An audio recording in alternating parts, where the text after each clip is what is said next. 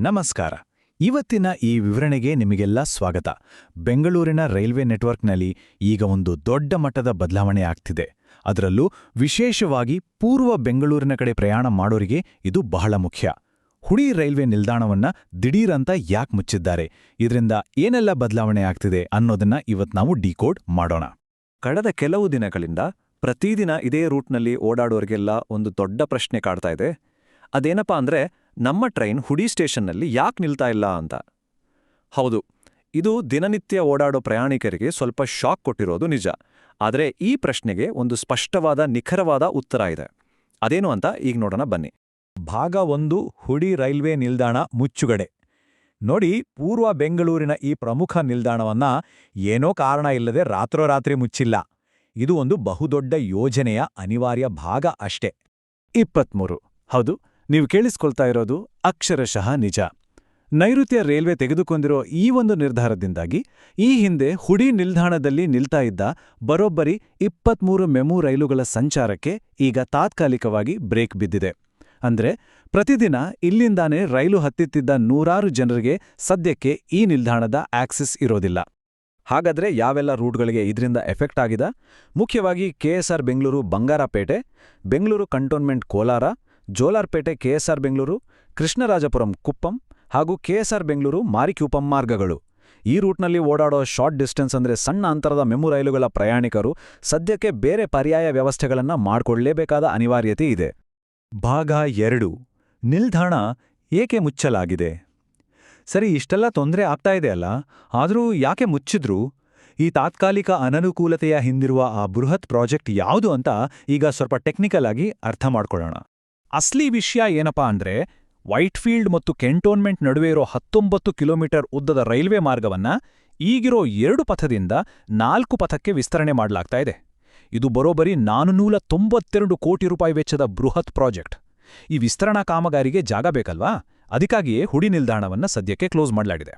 Railway ಅಧಿಕಾರಿಗಳು ಹೇಳುವ ಪ್ರಕಾರ ಈ 3ನೇ ಮತ್ತು 4ನೇ ಟ್ರ್ಯಾಕ್ ಹಾಕೋದಕ್ಕೆ ಜಾಗ ಬೇಕಾಗಿರೋದ್ರಿಂದ ಈಗಿರೋ ಹುಡಿಯ 2 ಪ್ಲಾಟ್ಫಾರ್ಮ್ಗಳನ್ನು ಸಂಪೂರ್ಣವಾಗಿ ತೆರವುಗೊಳಿಸಲು ನಿರ್ಧರಿಸಿದ್ದಾರೆ. ಒಮ್ಮೆ ಆ ಹಳಿಗಳ ಕೆಲಸ ಮುಗಿದ ಮೇಲೆ ಅಲ್ಲಿ ಮತ್ತೆ ಹೊಸದಾಗಿ 2 ಪ್ಲಾಟ್ಫಾರ್ಮ್ಗಳನ್ನು ಕಟ್ಟಿ ಸಾರ್ವಜನಿಕರಿಗೆ ಓಪನ್ ಮಾಡ್ತೀವಿ ಅಂತ ಸೌತ್ ವೆಸ್ಟರ್ನ್ ರೈಲ್ವೆ ಸ್ಪಷ್ಟಪಡಿಸಿದೆ. ನಾವು ಆ ಭರವಸೆ ಈಡೇರುತ್ತೆ ಅಂತ ಕಾಯ್ಬೇಕಿದೆ ಅಷ್ಟೇ. ಭಾಗ 3, ಪ್ರಯಾಣಿಕರ ಮೇಲಾಗುವ ನೇರ ಪರಿಣಾಮ. ಒಂದು ದೊಡ್ಡ ಡೆವಲಪ್ಮೆಂಟ್ ಆಗ್ತಾ ಇದೆ ಅಂದಾಗ ಸ್ವಲ್ಪ ಮಟ್ಟಿನ ತೊಂದರೆ, ಲಾಜಿಸ್ಟಿಕಲ್ ಸವಾಲುಗಳು ಇದ್ದೇ ಇರುತ್ತಲ್ವಾ? ಅದರಲ್ಲೂ ಪೂರ್ವ ಬೆಂಗಳೂರಿನ ನಿವಾಸಿಗಳಿಗೆ ಇದು ಸ್ವಲ್ಪ ಕಷ್ಟದ ಸಮಯನೇ. ಆದರೆ ಇಲ್ಲೊಂದು ಗುಡ್ ನ್ಯೂಸ್ ಕೂಡ ಇದೆ. ಮೆಮು ರೈಲುಗಳ ಪ್ರಯಾಣಿಕರಿಗೆ ಇದರಿಂದ ಎಷ್ಟೇ ತೊಂದರೆಯಾಗಿದ್ರೂ ಈ ಮಾರ್ಗದಲ್ಲಿ ಓಡಾಡೋ ಪ್ರಮುಖ ಹಾಗೂ ದೂರದ ಊರುಗಳಿಗೆ ಹೋಗುವ ಎಕ್ಸ್‌ಪ್ರೆಸ್ ರೈಲುಗಳ ಮಾರ್ಗದಲ್ಲಿ ಯಾವುದೇ ಬದಲಾವಣೆ ಆಗಿಲ್ಲ, ಯಾವುದೇ ಡೈವರ್ಷನ್ ಕೂಡ ಮಾಡಿಲ್ಲ. ಆ ದೊಡ್ಡ ರೈಲುಗಳ ಮಾತ್ರ ಎಂದಿನಂತೆ ತಮ್ಮ ಪಾಡಿಗೆ ತಾವು ಸಂಚಾರ ಮುಂದುವರಿಸಲಿವೆ. ಭಾಗ 4, ಕಾಮಗಾರಿ ಮತ್ತು ಮರುಪ್ರಾರಂಭದ ಟೈಮ್ಲೈನ್. ಹಾಗಾದ್ರೆ ಈ ಕೆಲಸವೆಲ್ಲ ಮುಗಿಯೋದಕ್ಕೆ ಎಷ್ಟು ದಿನ ಬೇಕಾಗಬಹುದು?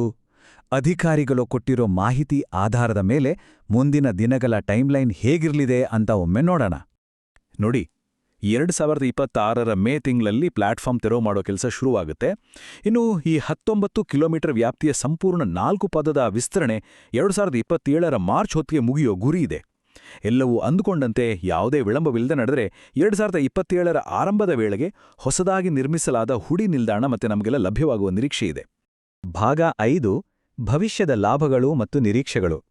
ಕತ್ತಲೆಯ ಕೊನೆಯಲ್ಲಿ ಒಂದು ಸಣ್ಣ ಬೆಳಕಿನ ಕಿರಣ ಇರುತ್ತೆ ಅಂತಾರಲ್ಲ, ಹಾಗೆ ಈ ತಾತ್ಕಾಲಿಕ ತೊಂದರೆ ಅನುಭವಿಸಿದ ನಂತರ ಭವಿಷ್ಯದಲ್ಲಿ ನಮಗೆ ಸಿಗಲಿರುವ ಲಾಭಗಳೇನು ಅನ್ನೋದನ್ನ ನೋಡಲೇಬೇಕು.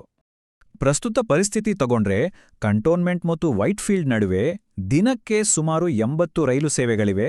ಹಾಗೆ ಸರಾಸರಿ ಪ್ರಯಾಣದ ಸಮಯ 35 ನಿಮಿಷ ಆಗ್ತಾ ಇದೆ. ದಟ್ಟಣೆ ಅಥವಾ ಕಂಜೆಷನ್ ಅಂತೂ ಕೇಳೋದೇ ಬೇಡ, ವಿಪರೀತವಾಗಿದೆ. ಆದರೆ ಭವಿಷ್ಯದಲ್ಲಿ ಈ 4 ಪಥದ ಹಳಿಗಳು ಸಿದ್ಧವಾದಾಗ ಟ್ರೈನ್ಗಳ ಕ್ರಾಸಿಂಗ್ ಸಮಸ್ಯೆ ಇರೋದಿಲ್ಲ. ಹಾಗಾಗಿ ರೈಲುಗಳು ಹೆಚ್ಚಿನ ವೇಗದಲ್ಲಿ ಸಂಚರಿಸಲಿವೆ. ಒಟ್ಟಾರೆ ಟ್ರಾವೆಲ್ ಟೈಮ್ ಮತ್ತು ಟ್ರಾಫಿಕ್ ಎರಡೂ ಕೂಡ ಗಣನೀಯವಾಗಿ ಕಡಿಮೆ ಆಗಲಿದೆ. ಇದು ನಿಜಕ್ಕೂ ಒಂದು ಬಹುದೊಡ್ಡ ರಿಲೀಫ್.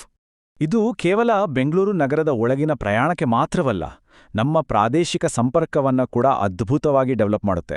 ಈ ಕಾಮಗಾರಿ ಪೂರ್ಣಗೊಂಡ ನಂತರ ಕೋಲಾರ, ಬಂಗಾರಪೇಟೆ, ತಮಿಳುನಾಡು ಮತ್ತು ಆಂಧ್ರಪ್ರದೇಶದ ಭಾಗಗಳಿಗೆ ಹೊಸದಾಗಿ ಹೆಚ್ಚುವರಿ ಮೆಮು ರೈಲು ಸೇವೆಗಳನ್ನು ಶುರುಮಾಡುವ ಸಾಧ್ಯತೆ ಇದೆ. ಇದರಿಂದ ಸಾವಿರಾರು ಹೊಸ ಪ್ರಯಾಣಿಕರಿಗೆ, ಸ್ಪೆಷಲಿ ದಿನನಿತ್ಯ ಕಮ್ಯೂಟ್ ಮಾಡೋರಿಗೆ ತುಂಬಾನೇ ಅನುಕೂಲ ಆಗಲಿದೆ. ಈಗ ಕೊನೆಯದಾಗಿ ಒಂದು ದೊಡ್ಡ ಪ್ರಶ್ನೆ ಉಳಿಯುತ್ತೆ.